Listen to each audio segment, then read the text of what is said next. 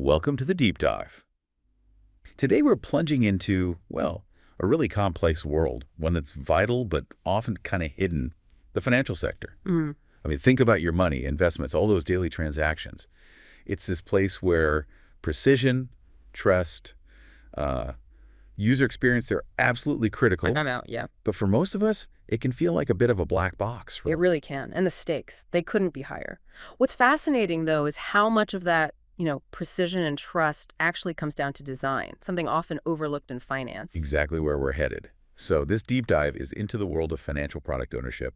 We're drawing insights from a great UXDA article, 15 design concepts every financial product owner should know and use. A very useful piece. Our mission here is to unpack the, frankly, huge challenges faced by the people building the digital financial tools you use every single day. Yeah.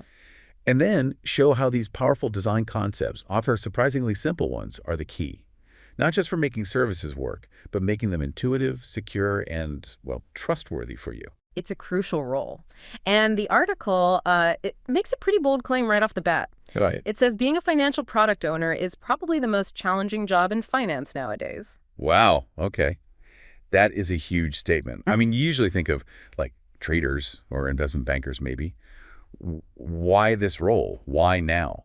Well, their work directly hits the company's revenue, its reputation, but it's more than just sales figures. Okay. Finance runs on trust, customer trust. Any mishandling, any slip-up can lead to a total loss of confidence. Then you've got legal issues, brand damage. It can be devastating. Right. When it's your money, you have to feel secure, not just, technically be secure. Precisely. It's that psychological safety net, too. So how does that loss of trust actually, play out with a digital product? Is it just people leaving the app, or is it worse? Often it starts with abandonment, yeah, but it can get worse.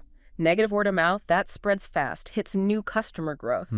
And beyond just users feeling bad, these digital products must follow incredibly strict rules, regulations. Right, the compliance aspect. Exactly. It's not optional. It's about protecting consumer rights, preventing fraud, non-compliance. The article points out that means severe penalties, big legal trouble. So they're not just building features, they're navigating this dense regulatory legal jungle. Almost. Pretty much. And on top of that, finance tech is changing constantly, so fast. How do they keep up with that and the regulations? It's a sprint, definitely not a marathon.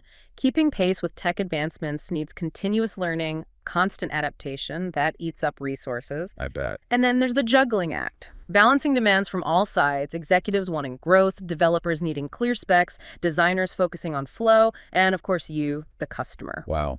That sounds like a lot. It demands really good communication, negotiation skills. It's intense. Okay, so let's zoom in on those specific pain points. What are the really big hurdles they face day to day? Well, one of the biggest, no question, is regulatory compliance. Keeping up is complex. How so? Well, the rules themselves are intricate, often changing. Think data privacy, fraud prevention stuff. The challenge is making sure the product follows all the rules without, wrecking the user experience or hurting the business goals. Yeah. It's a real tightrope walk. Okay, yeah, I can see that. Yeah. And tied to that, obviously, is data security and privacy. That's in the news all the time. Absolutely critical. Product owners have to safeguard incredibly sensitive financial data.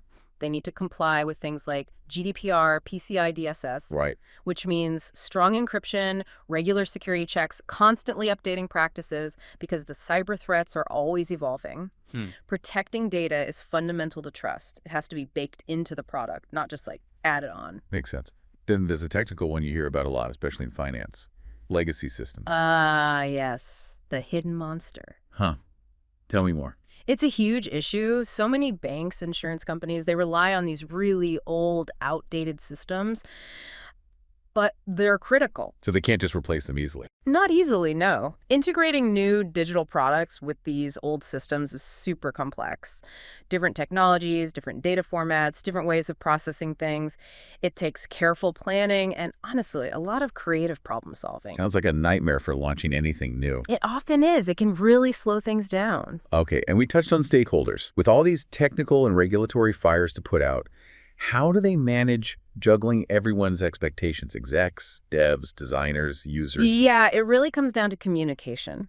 And transparency. How so? You've got executives pushing for results, developers needing clarity, designers wanting the best UX, and customers just wanting something easy and reliable. Plus, it all has to align with the overall business strategy. Right. So you need constant, clear dialogue. Otherwise, you build something that kind of misses the mark for everyone. And the final piece, maybe the one we feel most directly as users, usability, the user experience.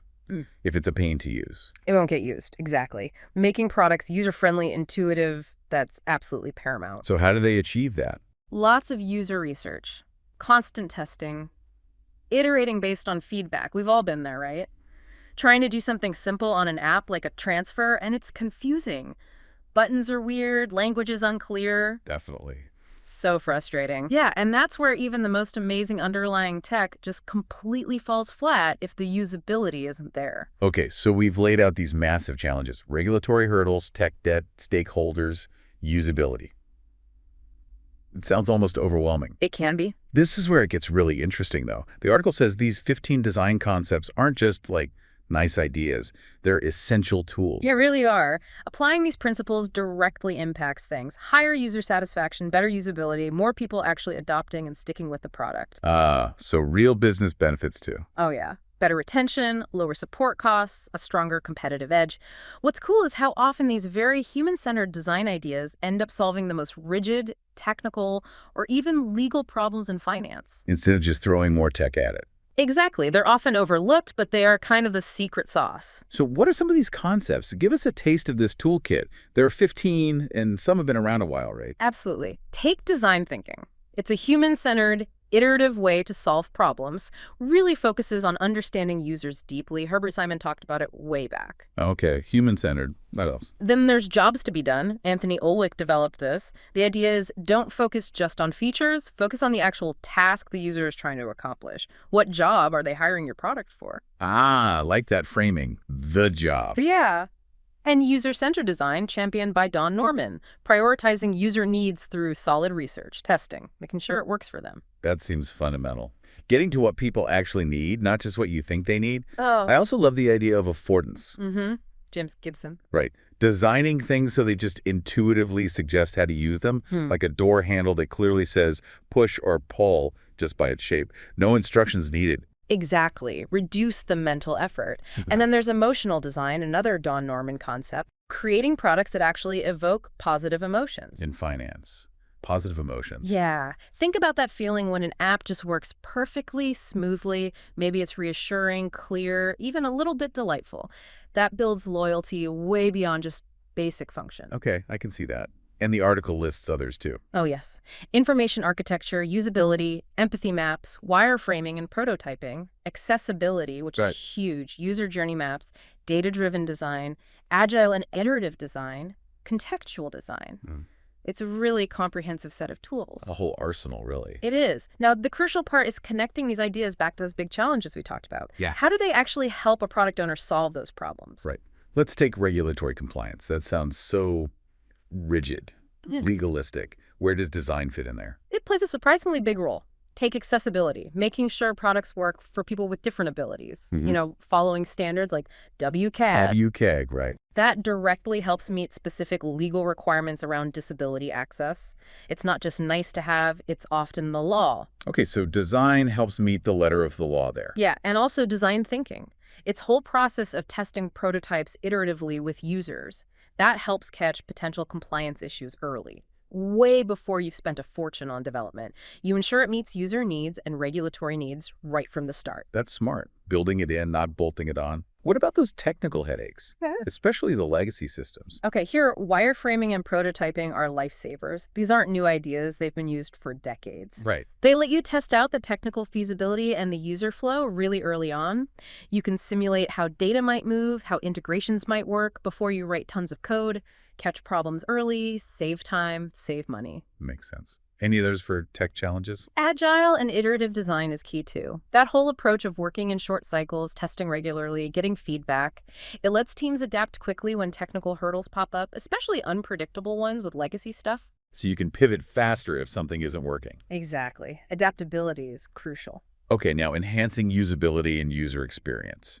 This seems like the most obvious place for design to shine. It really is core territory. Information architecture, or IA, that's all about organizing content, structuring navigation so it's easy to find things. Like a good website menu or how a banking app is laid out. Precisely. When it's done well, you don't even notice it. You just find what you need quickly. That's good IA improving usability.